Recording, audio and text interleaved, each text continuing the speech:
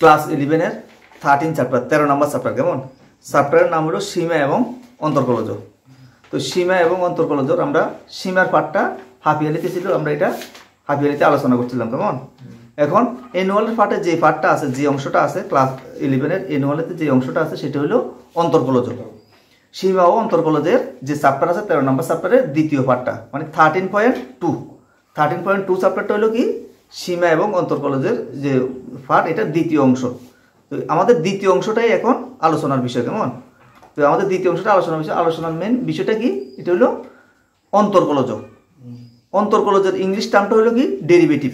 অন্তর্কলজের English টার্মটা হলো derivative. এখন অন্তর্কলজ আমাদের বাস্তব জীবনে কি কি কাজে লাগে সেটা আমরা একটু বুঝতে হইব।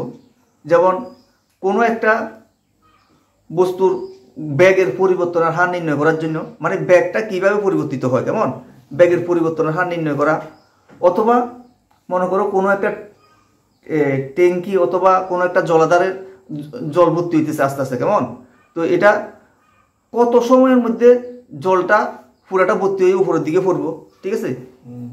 অথবা যেমন শেয়ার মার্কেটের মধ্যে কোনো একটা স্টকের নির্দিষ্ট দাম জানা থাকলে একটা নির্দিষ্ট মানে এটা কিভাবে পরিবর্তিত হতে পারে, ঠিক আছে। এইসবগুলো নির্ণয়ের জন্য আমাদের ডেরিভেটিভটা খুবই গুরুত্বপূর্ণ। কথাটা বুঝছো তো। এখানে বিশেষ করে যে জিনিসটা দরকার হয় সেটা হলো ব্যাগের পরিবর্তনের হার নির্ণয়ের ক্ষেত্রে কেমন, ব্যাগের পরিবর্তনের হার নির্ণয়ের ক্ষেত্রে বা কোনো একটা পার্টকে আলাদা আলাদা করার ক্ষেত্রে আমরা ডেরিভেটিভটা ব্যবহার করি। তো এই ধারণাটা আমাদের জানতে হবে কেমন। প্রথম অংশটা কি ছিল, প্রথম অংশটা ছিল হলো কি সীমা, যেমন সীমার পার্ট যেটা কেমন লিমিটটা আমরা করছি তো কেমন, ওই লিমিটের ধারণাটা আমাদের এখানে জানতে হবে কেমন। লিমিটের ধারণাটা যদি না থাকে আমরা এটা করতে একটু সমস্যা হবে কেমন। তো লিমিটের ধারণাটা কাজে লাগিয়ে আমরা এই চ্যাপ্টারের ডেরিভেটিভটা করব কেমন। তো ডেরিভেটিভটা মেনলি দুইটা ভাগে করা হয়, অন্তর্কলজতে দুইটা পার্টে করা হয়। একটা হলো সংজ্ঞা থেকে বা প্রথম নিয়ম থেকে, আর একটা হলো যে ডাইরেক্ট যে সূত্র আছে সূত্র থেকে কেমন। এই কথাটা খুব গুরুত্বপূর্ণ, কথাটা মনে রাখবে। আমি কি কইছি, এটা দুইটা পদ্ধতিতে করা হয়। একটা হলো সংজ্ঞা থেকে বা প্রথম নিয়ম থেকে, আর একটা হলো কি ডাইরেক্ট সূত্র থেকে, ঠিক আছে। দোনোটা নিয়মে আমাদের জানতে হবে, দোনোটা নিয়মে পরীক্ষাতে থাকে কেমন।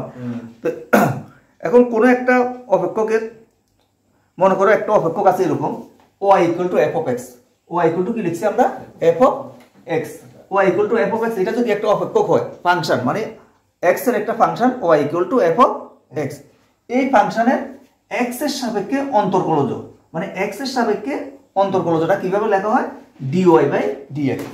x এর সাপেক্ষে অন্তর্কলজটাকে লেখা হয় dy বাই dx, অথবা এটাকে লেখা হয় f dash of x, f dash of x। এটাকে প্রকাশ করা হলো limit h tends to 0 f of x plus h minus f of x divided by h, ঠিক আছে। এইটা এই যে সূত্রটা আছে এই সূত্রটা আমাদের খুব ভালোভাবে জানতে হবে। এই সূত্রের সাহায্যে আমরা এটা করব কেমন। এই সূত্রটা লিখে রাখো, এই সূত্রটা খুব গুরুত্বপূর্ণ, কথাটা বুঝছো তো। এই সূত্রের সাহায্যে আমরা অঙ্কটা গুলো করব।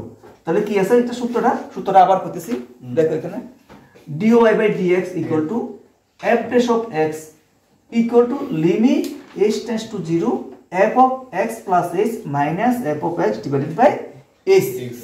এই নিয়মটা আমাদের জানতে হবে কেমন। এটা হলো প্রথম নিয়ম বা সংজ্ঞা, এটা হলো অন্তর্কলজের মেন সংজ্ঞাটা কেমন। এই সংজ্ঞা তাহলে আমরা প্রথম অঙ্কটা কি ছিল 13.2 একদম এক নাম্বার অঙ্ক, x ইকুয়াল টু 0 এ x স্কয়ার মাইনাস 2 এর অন্তর্কলজ নির্ণয় করো, ঠিক আছে। তাহলে আমরা এখন লিখতেছি, দেখো ধরি y equal to f of x equal to x square minus 2, y equal to লিখলেও হবে অথবা f of x equal to লিখলেও হবে কেমন। f of x equal to x square minus 2, কথাটা বুঝা গেছে। দেখো এখন x y equal f of x equal to x square minus 2 লিখছি তো, এটা লেখার পরে আমাদের এখানে যে সূত্রটার দিকে একটু লক্ষ্য রাখতে হবে কেমন।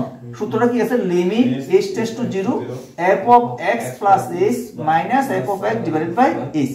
তাহলে আমাদের সূত্রের মধ্যে কি কি দরকার, f অফ x দরকার, এই যে f অফ x টা আছে, আরেকটা কি দরকার f of x plus h। তাহলে আমাদের এখানে f of x plus h টা তো নাই তো, তাহলে এটা বার করতে হবে কেমন। তাহলে দেখো f নিচে লিখতেছি, এটা দেখো f of x plus h, এই যে এখানে x আছে না, x এর জায়গাতে আমরা কি লিখছি x প্লাস h। তাহলে সেম ভাবে এখানেও x এর জায়গাতে লিখব হলো কত x প্লাস h, উপর স্কয়ার আছে স্কয়ার লিখলাম ইকুয়াল টু 2। এই লেখাটা বুঝছো না, দেখো এই লেখাটা বুঝা গেছে না? আমরা এখানে যে x এর জায়গাতে কি লিখছি x প্লাস h, তো সেম ভাবে এদিকেও আমরা x এর জায়গাতে কি লিখবো x প্লাস h লিখবো। ঠিক আছে, মাইনাস 2টা যেভাবে আছে সেভাবে লিখছি, কেমন? এটা কেন বাইর করলাম এটা? কারণ আমাদের এই যে সূত্র আছে এই সূত্রের মধ্যে আমাদের এই জিনিস, এই দুইটা জিনিস দরকার হয়, কেমন? তাহলে আমরা এখন লিখতে পারি, তাহলে সুতরাং লিখব, সুতরাং f dash of x অন্তর্কলজ মানে কি f dash of x অথবা dy by dx লিখলে হয়, কেমন? আচ্ছা, f dash of x equal two, সূত্রটা কি আছে তাহলে এখানে সূত্র আমরা প্রথম দিকে লিখতেছি, পরে আর লিখতাম না, কেমন? f of x plus h minus f of x divided by কত h, এটা আছে, এতটুকু বুঝা গেছে নি? আচ্ছা, তারপরে এবার আমরা কি করব, এখানে এই যে মানগুলো বসাবো, কেমন?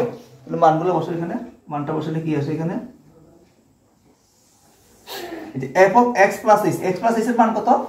x plus h স্কয়ার, হ্যাঁ এটা হলো এটা x plus h whole square minus 2, এটা হলো কার মান? f of x এর মান, f of x plus h এর মান, কেমন? এটা সেকেন্ড ব্র্যাকেট দাও, তারপর আছে কি মাইনাস আছে, তারপর এখানে কি আছে মাইনাস আছে না, মাইনাস আবার সেকেন্ড ব্র্যাকেট, এবার হলো f of x এর মান কত? x square minus 2, x square minus 2, এটা লিখলাম। আর নিচে কত আছে? h, নিচে আছে হলো h। এতটুকু ক্লিয়ার আছে? এখানে এটা সূত্র বানাইতেছি, কেমন? এখানে লিমিট x টেন্ডস টু, এটা তো লিমিট h টেন্ডস টু 0, এটা লিখবে, এটা লিখতে হবে, কেমন? লিমিট h টেন্ডস টু 0, এটা লিখতে হবে। তাহলে এবার এদিকে লিখতেছি লিমিট h টেন্ডস টু 0, সূত্রটা যা আছে তা লিখলাম, কেমন? তাহলে এবার আমরা এটা যদি বাংলা, এখানে কত আসে? এই যে x square plus 2xh plus h square, কেমন? মাইনাস কত? 2, তারপর এদিকে মাইনাস x স্কয়ার প্লাস 2, নিচে কত আছে? h। এত ক্লিয়ার ভাবে বুঝা গেছে তো? কোনটা না বুঝলে কবে কিন্তু লিমিট h টেন্ডস টু 0, এবার এখানে আমরা লিখতেছি, তাহলে কি হয় x স্কয়ারে কাটা যায়, কেমন? এই যে প্লাস 2 মাইনাস 2 এ কাটা যায়, তার বাকি থাকে কত? এখানে 2xh plus h square plus 2, হ্যাঁ না প্লাস 2 করতে থাকবো, কাটা গেছে। তাহলে এখান থেকে একটা h কমন না, কেমন? একটা h যদি আমরা কমন নিই তাহলে এখানে কত থাকে? 2x প্লাস h, এই যে একটা h কমন নিলাম, কেমন?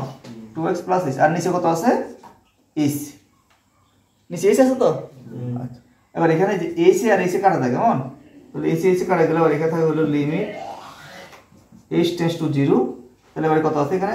2x প্লাস h, এতটুকু বুঝছো? আর এটা এদিকে লিখতেছি আমরা। আচ্ছা, তাহলে এবার এখানে দেখো, এখন আমরা কি h এর মানটা তো ডাইরেক্ট বসাইতে পারি এখানে, যে লিমিটের নিয়ম অনুসারে h এর মানটা এখানে ডাইরেক্ট বসানো যায়, কারণ নিচে তো h নাই, তো নিচে h নাই, যেহেতু নিচে 0 না আইলে কি হয়, আমরা মানটা বসাইতে পারি। তাহলে মানটা বসালে এবারে কত আসে এখানে? তাহলে এখানে আসে কত?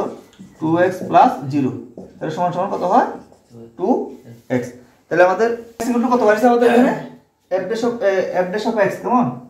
তাহলে f dash of x এর মান বাড়লো কত? 2x। আচ্ছা, আমাদের এখানে x ইকুয়াল টু কত বলা হয়েছে? x ইকুয়াল টু 10 বিন্দুতে, x ইকুয়াল টু 10 বিন্দুতে, তাহলে লেখো সুতরাং x ইকুয়াল টু 10 বিন্দুতে f dash of x equal two 2 into এই x এর জায়গাতে কত হবে তখন? 10, x এর জায়গাতে 10, তাহলে সমান সমান কত হয়? 20।